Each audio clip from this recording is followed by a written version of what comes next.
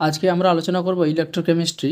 ইলেকট্রোকেমিস্ট্রির প্রথমে আমরা জানতে গেলে এই বিষয়ে first of all redox reaction ব্যাপারে আমাদের ধারণা থাকা উচিত। তো রেডক্স রিয়াকশন, এই রেডক্স এই কথাটা হচ্ছে রিডাকশন বা বিজারণ, আর অক্স এই কথাটা হচ্ছে অক্সিডেশন বা জারণ। এবার রিডাকশন বা বিজারণ বিক্রিয়া এবং অক্সিডেশন জারণ বিক্রিয়ার উদাহরণ যদি আমরা হিসাবে দেখি, তাহলে আমরা একদিকে মেটাল নেব আর একদিকে নন মেটাল,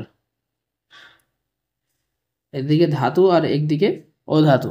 এই ধাতুর মধ্যে আমি যদি সোডিয়ামকে নিই, তাহলে এর ইলেকট্রন বিন্যাস হচ্ছে 281, আর এর ইলেকট্রন বিন্যাস যদি আমরা লিখি ক্লোরিন, এটা হচ্ছে 287। তাহলে এই ক্ষেত্রে আমার সোডিয়াম একটা ইলেকট্রন কি করবে, বর্জন করবে, আর ক্লোরিন সেই ইলেকট্রনটাকে গ্রহণ করবে। তাহলে এ গ্রহণ করে হয়ে যাবে Cl মাইনাস, আর এ হয়ে যাবে Na প্লাস।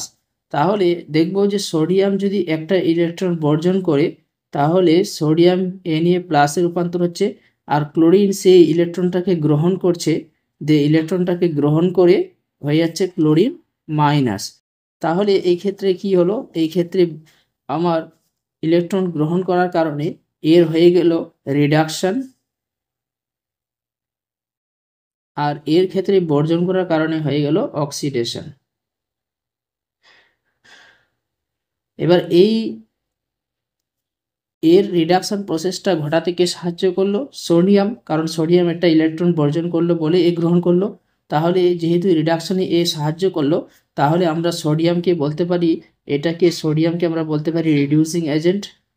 যেহেতু রিডাকশন করাতে সাহায্য করলো, তাহলে রিডিউসিং এজেন্ট আমরা কাকে বলবো? সোডিয়ামকে এক্ষেত্রে। আর ক্লোরিনকে কি বলবো? Oxidising agent. কিন্তু এই বিষয়টা আমরা কমনলি সবাই জানি এই টপিকগুলো। আমরা যে মূল টপিক আজকে আলোচনা করব তার ক্ষেত্রে আমরা আসি।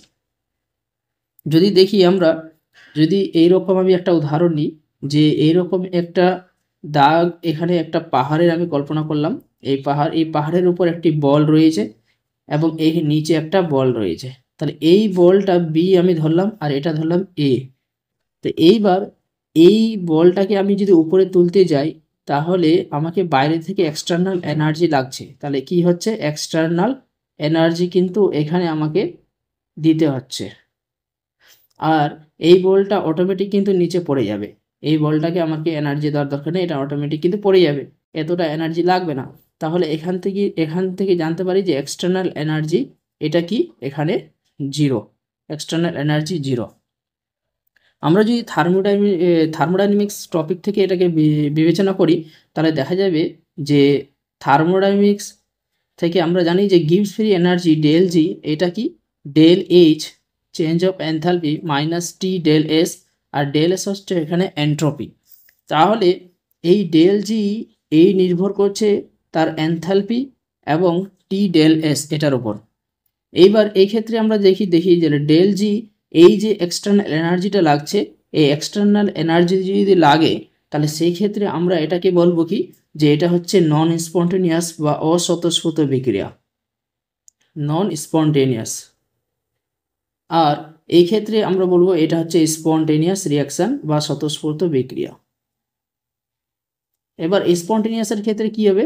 ডেল জি ভ্যালুটা সবসময় নেগেটিভ হবে, আর নন স্পন্টেনিয়াসের ক্ষেত্রে ডেল জি ভ্যালুটা সবসময় পজিটিভ হবে।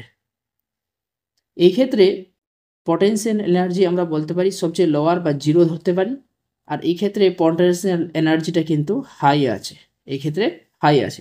এই জন্য কিন্তু এই যে বি রয়েছে, এই বিটা কিন্তু নিচে এসে তার স্টেবিলিটি অর্জন করবে, পটেনশিয়াল এনার্জি জিরো হবে। এই কিন্তু স্টেবল অবস্থায় আছে, এই স্টেবল অবস্থায় যাওয়ার জন্য সে এনার্জিটাকে লুজ করে পটেনশিয়াল এনার্জি জিরো হবে, আর এই পটেনশিয়াল এনার্জি আছে। তাহলে এইভাবে আমরা বলতে পারি যে এইখানে সোডিয়াম একটা ইলেকট্রন বর্জন করে তার এনার্জির কিন্তু কিছু পরিবর্তন ঘটে, এই ক্ষেত্রেও কিন্তু এনার্জির কিছু পরিবর্তন ঘটে। আমরা এইটাকে বলি আয়নাইজেশন এনার্জি, আর এইটাকে বলছি ইলেকট্রন গেইন এনথালপি, বা আয়নাইজেশন এনথালপি আর ইলেকট্রন গেইন এনথালপি। কিন্তু এই বিষয়টা আমরা আরও ডিটেলস আলোচনা করব। আমরা এরকম তিনটা সেল নিয়েছি, এবং এই সেলের মধ্যে প্রথম একটা নিয়েছি ইলেকট্রোড, এখানে একটা ইলেকট্রোড নিয়েছি, তার মধ্যে একটা সলিউশন নিয়েছি একটা বিকারের মধ্যে।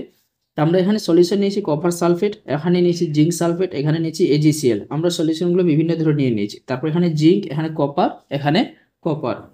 এবার এই জিঙ্কের সঙ্গে এখানে নিয়েছি কপার সালফেট সলিউশন। এই কপার সালফেট সলিউশন যে নেওয়ার পর আমি যখন এই ইলেকট্রোডটাকে এই সলিউশনের মধ্যে ডোবাবো, এই কপার সালফেটের যে কালার, এটা হচ্ছে ব্লু কালার, এই কালারটা কিন্তু চেঞ্জ হয়ে যাবে বা কালারলেস হয়ে যাবে। তার কালারলেস কেন হবে? তার কারণ হচ্ছে এই যে জিঙ্ক, এই জিঙ্কটা কি করবে, এইখান থেকে কপার সালফেট থেকে SO4- আয়ন উৎপন্ন হবে, আর এইটা কপারটা কি হবে, Cu+2 আয়নে উৎপন্ন হবে। তার মানে এই যে বিক্রিয়াটা, এই বিক্রিয়াটা নিজে নিজে হবে এবং এই বিক্রিয়াটা হবে স্পন্টেনিয়াস রিয়াকশন। এই রিয়াকশনটা হবে স্পন্টেনিয়াস, অর্থাৎ নিজে নিজে ঘটছে। তাহলে নিজে নিজে ঘটলে স্পন্টেনিয়াস রিয়াকশনের ক্ষেত্রে আমরা দেখিয়েছিলাম যে এটা হচ্ছে স্পন্টেনিয়াস রিয়াকশন। তাহলে এর যে এটা হচ্ছে রিয়াক্টেন্ট বা বিক্রিয়ক পদার্থ, আর এখানে এইটা যেখানে পৌঁছাবে সেটা বিক্রিয়াজাত। তার মানে প্রথমে এক্সটার্নাল এনার্জি বা পটেনশিয়াল এনার্জি হায়ার আছে, তারপরে এখানে গিয়ে লোয়ার হবে। তাহলে সেই ক্ষেত্রে বলতে পারি যে এই ক্ষেত্রে কিন্তু এর এনার্জিটা কিন্তু হাই হবে, অর্থাৎ এই ক্ষেত্রে পোটেনশিয়াল এনার্জি কি হবে, হাই হবে। আর এই ক্ষেত্রে প্রোডাক্টের ক্ষেত্রে পোটেনশিয়াল এনার্জি লো হবে। ঠিক একইভাবে যদি আমি কপারের ক্ষেত্রে দেখি, তাহলে কপারের ক্ষেত্রে কি হবে, যে কপারের সঙ্গে যখন জিঙ্ক সালফেটের রিয়াকশন করাবো তখন কিন্তু আর এখানে কপার সালফেট উৎপন্ন হবে না। তার কারণ কি, যে এই রিয়াকশনটা হচ্ছে নন স্পন্টেনিয়াস রিয়াকশন, অর্থাৎ এই রিয়াকশনটা কিন্তু নিজে নিজে ঘটবে না, বাইরে থেকে এক্সটার্নাল এনার্জি দেওয়া হবে, তারপরে ভিন্ন কথা, কিন্তু নিজে নিজে বিক্রিয়াটি হবে না। তাহলে এই ক্ষেত্রে আমরা বলতে পারি যে এই ক্ষেত্রে পোটেনশিয়াল এনার্জি প্রথমে রয়েছে কি রিয়াক্ট্যান্টের ক্ষেত্রে, এটা রয়েছে 0, আর এইখানে পোটেনশিয়াল এনার্জি কিন্তু এক্ষেত্রে লোয়ার হলে এক্ষেত্রে হাই হবে, তবে বিক্রিয়াটি সম্পন্ন হবে না। এইবার কারণ এই 0 থেকে হাইয়ে পৌঁছানোর জন্য এক্সটার্নাল এনার্জি লাগবে। ঠিক একইভাবে যদি আমরা এখানে দেখি, তাহলে এইখানে কিন্তু কপারের সঙ্গে কপারের সঙ্গে AgCl এর যদি বিক্রিয়া করি, তাহলে এখানে কিন্তু CuCl2 উৎপন্ন হবে, কারণ এখানে +2 হয়, এখানে যে +2 এর যোজ্যতা 2, তার জন্য CuCl2 হলো, আর Ag উৎপন্ন হবে। তাহলে এখানে আমাদের এই জায়গাটা কিন্তু সেম একইভাবে পটেনশিয়াল এনার্জি আমার এখানে লোয়ার হবে, এখানে হায়ার হবে, আর এখানে কিন্তু পটেনশিয়াল এনার্জি লোয়ার হবে। ওকে, এইবার এটাকে আমরা বলতে পারি কি, যে এটা হচ্ছে স্পন্টেনিয়াস বা স্বতঃস্ফূর্ত বিক্রিয়া। স্পন্টেনিয়াস মানে কি, যেমন আমি যদি ঠান্ডা পানি নিই, একটা বিকার পাত্রে যদি গরম পানি নিই, তাহলে সেটাকে ঠান্ডা করার জন্য বাইরে থেকে এনার্জি লাগে না, অটোমেটিক কিন্তু ঠান্ডা হয়ে যায়, তাহলে আমরা সেটাকে স্বতঃস্ফূর্ত বা স্পন্টেনিয়াস বিক্রিয়া বলি। আর ঠান্ডা পানিকে যদি গরম করতে হয় তাহলে কি করতে হবে, তাকে হিট দিতে হবে। হিট দিতে হলে কি হবে, সেটা অস্বতঃস্ফূর্ত বিক্রিয়া বা নিজে নিজে ঘটে না এবং নন স্পন্টেনিয়াস রিয়াকশন। তাহলে এইবার আমরা এখানে দেখব যে এই ক্ষেত্রে যে যে জিঙ্ক পড়ে আছে এই সলিউশনের মধ্যে, জিঙ্কটা যে এসেছে, এই জিঙ্কটা যে এই সলিউশনের মধ্যে এসেছে বিক্রিয়া করেছে, তো সেটা কিভাবে বুঝবো, আমরা যদি জিঙ্ক সালফেটের সাথে অ্যামোনিয়া আর H2S এর বিক্রিয়া করি, H2S, তাহলে এখান থেকে জিঙ্ক সালফাইড একটা পদক্ষেপ দিবে, আর এই পদক্ষেপটা হবে হোয়াইট কালার, এই হোয়াইট পিপিটি যদি পাই আমরা পাত্রের মধ্যে, তাহলে বুঝে যাবো যে এখানে জিঙ্ক পাওয়া গেছে। আর ঠিক একইভাবে এখানে আমরা যদি কি করি, এই কপার সালফেটের এই সলিউশনের মধ্যে যদি আমরা H2S দিই, এখানে যদি আমরা H2S দিই, তাহলে এই ক্ষেত্রে কিন্তু কপার সালফাইড এইটা কিন্তু ব্ল্যাক কালার হয়, এটা পাওয়া যাবে না, এটা হচ্ছে ব্ল্যাক পিপিটি, এইটা পাওয়া এখানে যাবে না। ঠিক আমরা যদি এইখানে এই সলিউশনের মধ্যে আমরা H2S দিই, H2S দেওয়ার পরে এটা অ্যাসিডিক, এইটা H2S দেওয়ার পরে এখানে কিন্তু আমার পাওয়া যাবে সেটা হচ্ছে ব্ল্যাক পিপিটি, অর্থাৎ CuS কপার সালফাইড, এটা পাওয়া যাবে। তাহলে বুঝতে পারবো যে এইখানে যখন কালো একটা পদক্ষেপ উৎপন্ন হবে তখন বুঝতে পারবো যে এখানে কপারটা চলে এসেছে, কিন্তু এখানে কপার আসেনি, কারণ এখানে বিক্রিয়াটা হবে না, অর্থাৎ পদক্ষেপটা পাওয়া যাবে না। এইভাবে আমরা পার্থক্যটা বের করতে পারি। এবার দেখব এখানে জিঙ্কের চেয়ে এই ক্ষেত্রে কপারের চেয়ে জিঙ্কের কি হলো, বেশি ইলেকট্রন গ্রহণ বর্জনের ক্ষমতা হলো। তাহলে সেক্ষেত্রে আমরা বলতে পারি যে জিঙ্কের যে ইলেকট্রন ডোনেটিং টেন্ডেন্সি সেটা মোট কার চেয়ে, কপারের চেয়ে কিন্তু ইলেকট্রন টেন্ডেন্সি বেশি, ডোনেটিং টেন্ডেন্সি। তারপর ঠিক আমরা সেটাকে বলতে পারি তারপর Ag, অর্থাৎ সিলভারের, কপার আবার সিলভারের চেয়ে বেশি। কারণ আমরা এখানে সিলভার নিয়েছিলাম বলে কপার বর্জন করলো ইলেকট্রনটা, আর এখানে জিঙ্ক নিয়েছিলাম বলে এই করতে পারলো না, কারণ এর বেশি। আর এক্ষেত্রে কি এর বেশি, যার জন্য এই করলো। যার বেশি হবে সেই পারবে আগে। তাহলে এখানে জিঙ্কের বেশি কপারের চেয়ে, তাহলে জিঙ্ক পারলো। তাহলে এইভাবে আমরা অর্ডারটা বলতে পারি। তাহলে আমরা বলতে পারবো যে ইলেকট্রন ডোনেটিং টেন্ডেন্সি, এটা অর্ডার, ইলেকট্রন ডোনেটিং টেন্ডেন্সি। এইভাবে আমরা কিন্তু ইলেকট্রোকেমিক্যাল সিরিজটাকে সাজাই। ইলেকট্রোকেমিক্যাল সিরিজটাকে আমরা এইভাবে সাজিয়ে থাকি। পরবর্তী নেক্সট ভিডিওগুলোতে আমি এভাবে পরপর এগুলোকে কাউন্ট করে আরও দেখাবো। এবার আমি যদি বলি একটা পাত্রে আমি অক্সিজেন নিয়েছি, অক্সিজেন, আর এইখানে নিয়েছি জিঙ্ক আর কপার। তাহলে আগে এখানে কোন অধিক্ষেপটা পড়বে? এই ক্ষেত্রে কোন অধিক্ষেপ পড়বে? জিঙ্ক অক্সাইড পড়বে না কপার অক্সাইড পড়বে?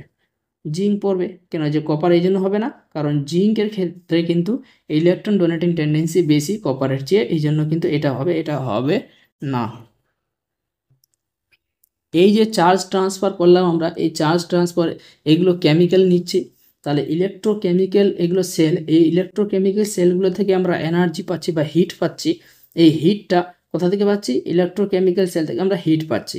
তাহলে কেমিক্যাল এনার্জি থেকে আমরা ইলেকট্রিক্যাল এনার্জি পাচ্ছি। এই ইলেকট্রিক্যাল এনার্জি, এই এনার্জিটা আমরা বিভিন্ন কাজে ইউজ করব। আমরা পরবর্তী টপিকে এটা আলোচনা করব। আমাদের দেহ কিন্তু বিভিন্ন কেমিক্যাল রিয়াকশান হয়, সেখান থেকে এনার্জি এটিপি উৎপন্ন হবে, সেই এটিপি দিয়ে আমাদের কিন্তু কোষগুলো চলে। তাহলে সেই বিষয়গুলো আমরা ডিটেলস নেক্সট চ্যাপ্টারে আলোচনা করব। আজকে এই পর্যন্ত। ভিডিও ভালো লাগলে অবশ্যই লাইক করবে এবং আগামী ভিডিও পাওয়ার জন্য অবশ্যই বেল আইকন বাটন ক্লিক করবে, সাবস্ক্রাইব করবে এবং ভিডিওটিকে শেয়ার করবে। Thanks for watching this video.